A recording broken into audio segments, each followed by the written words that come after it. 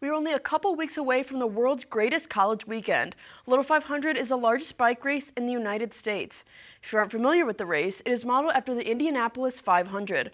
Riders compete in four-person teams around a quarter-mile cinder track at Bill Armstrong Stadium. Is that a bird? Is that a plane? No, it's millionaires in a rocket ship. Katy Perry and journalist Gayle King went to space for 11 minutes. This was a journey that was trying to highlight women's rights, but the message crash landed. IU fans were tickled pink last night during the team's breast cancer awareness game versus Nebraska. Repeats and repeats were on everyone's minds last Sunday when the back-to-back Super Bowl champ Kansas City Chiefs took on a familiar opponent in the Philadelphia Eagles.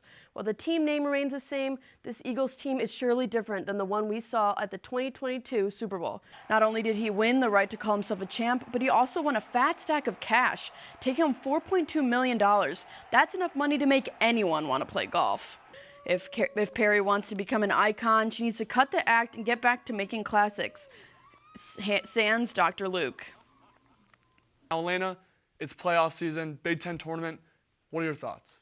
I think Indiana had a great run to end the season, and I hope that momentum can kind of go into this Big Ten tournament, but Oregon is a tough team, and they might be playing Michigan State after Oregon if they win that game. So they have a tough schedule ahead, but I believe they can do it. In their most recent games to Iowa and Illinois, the Hoosiers lost to each team by 25 points. One man who is not going to let that happen against the Buckeyes is Luke Goody. He walked away from this one with a career-high 23 points, the most for the Hoosiers in this contest.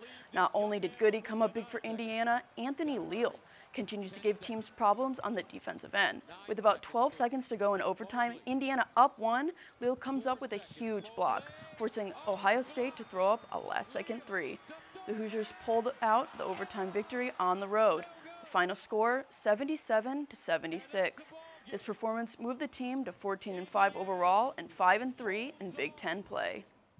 The Chiefs enter the Superdome with hopes of making history, while the Eagles are intending to soar to victory, and that they did. Their air attack was lethal, securing the team 2 touchdowns and setting the tone early. Not only that, but their defense was destructive, sacking Mahomes 6 times, picking him off twice, one of which was returned for a touchdown. The all-around effort from the Eagles was way too much for the Chiefs, never allowing the team to go on any sort of game-saving run, and ultimately ended this one with a 40-22 victory for the Eagles. IU's Chloe Moore-McNeil started this one out hot with a quick triple-double threat move and then a splash to get the Hoosiers rolling early. Then Shea Chesky gets the fast break pumping as she does a quick bounce pass to Sydney Parrish. Parrish then dishes to Yarden Garzon for the triple. Garzon had a rough start to this game, but she would finish with a team-high 5 threes and 19 points, leading the Hoosiers to a 76-60 victory over the Cornhuskers. Welcome to the Media School. The Media School was founded in 2014 and encompasses the buildings of Franklin Hall, which is where we are right now, and the Radio TV building. Both buildings host studios for broadcasts, talk shows, podcasts, and radio shows. Not only that, but the Media School is #1 in the Big Ten, #6 in the country, and #15 globally. It also has programs like the Media Honors and Ernie Pyle Scholars programs that has students that are studying photography for sports, sports broadcasting, and sports journalism. Not only that, but you can network with your fellow students, professors who are in the industry, and alumni who span all over the country and all over the globe. Welcome to Sample Gates, Indiana Bloomington's welcome mat onto its campus. Next week will be an emotional one for seniors because they will be graduating after spending 4 years here, possibly studying things like business, public affairs, theater, and media. This school is home to nearly 50,000 students, post-grad and undergrad, and we get to see all their talents every day. Things like media, like I'm showing you right now, and films, and we get to see wonderful theater productions like Legally Blonde has been on this past week. And coming up is Jekyll and Hyde, which is another exciting production put on by Indiana's theater program.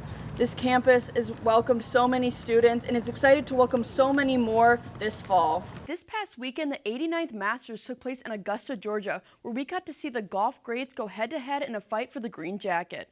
You could say golf is Rory McIlroy's cup of tea after he beat out Justin Rose, Bryson DeChambeau, and #1 Scottie Scheffler. Not only did he win the right to call himself a champ, but he also won a fat stack of cash, taking home $4.2 million. That's enough money to make anyone want to play golf. Now, let's move up the coast to New York City, where the 30th annual WNBA draft just took place. To no one's surprise, Paige Bueckers was selected first by the Dallas Wings. However, that wasn't the biggest story of the night.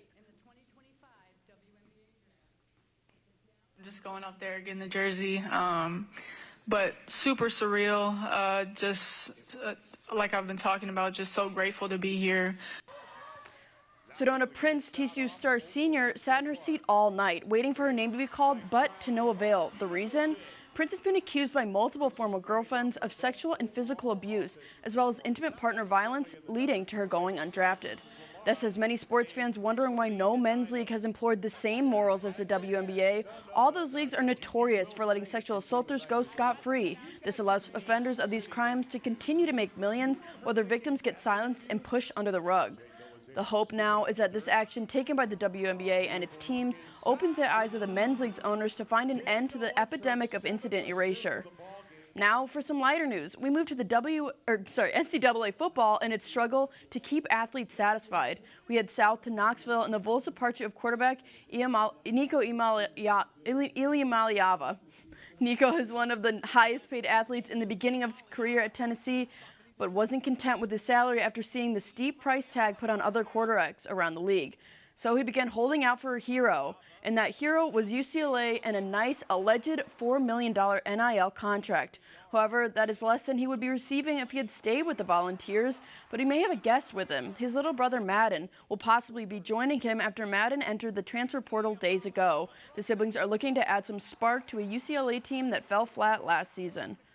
Speaking of siblings, we head over to Green Bay for the NFL draft as Colorado's Shedeur and Shiloh Sanders wait for their ticket to the NFL. Not only that, but their star teammate Travis Hunter is projected to be a top 3 pick, much higher than his colleagues.